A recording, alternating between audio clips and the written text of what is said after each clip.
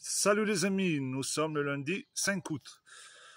Donc je voudrais féliciter Novak Djokovic pour sa formidable victoire hier contre Carlos Alcaraz.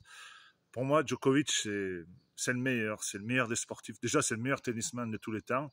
Et pour moi, c'est le meilleur sportif. C'est un dieu pour moi, je l'adore, Djokovic. Parce que déjà, on a 2-3 points communs, même si je suis sportivement nul. Déjà, c'est quelqu'un qui a refusé le vaccin. Donc, il a préféré avoir une bonne santé, faire attention à sa santé, qu'à la gloire, au pognon. Et pourtant, il était numéro 1 mondial.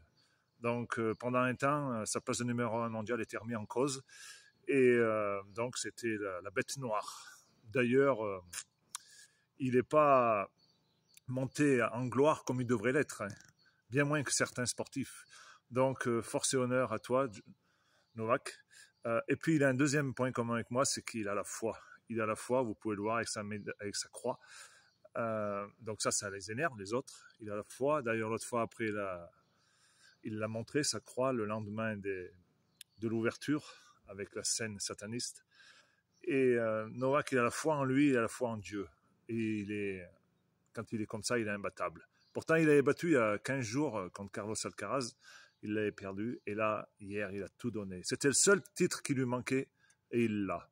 Donc, Novak, pour moi, respect. T'es un dieu. T'es le meilleur des JO parce que toi, ton âme, tu la gardes à toi. Tu la vends pas au diable.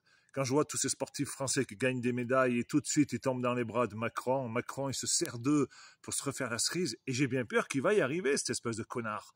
En parlant poliment. C'est une honte, se servir des JO, se servir de tout ce pognon, se servir du sport pour politiquement renaître de ses cendres. Alors que on est dans une situation catastrophique, on a un gouvernement fantôme qui ne devrait même pas être en place.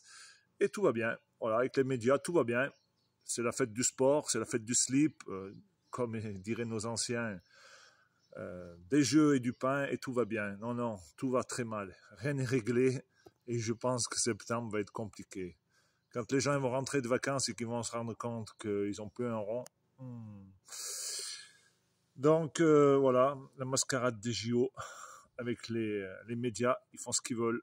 Non, mais vous pouvez le dire, hein. Vous pouvez pas le dire, c'est pas un problème. Le meilleur des JO pour moi, c'est Novak Djokovic.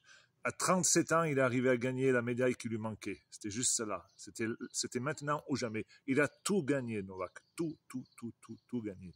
Donc, force et honneur à Novak. Et pour moi, Novak est un exemple de citoyen.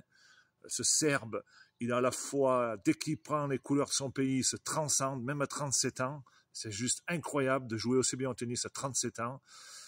Et il l'a montré au petit jeune Alcaraz. Alcaraz, il croyait le battre parce qu'il l'avait battu il y a 15 jours, mais non. Le vieux briscard n'est jamais mort.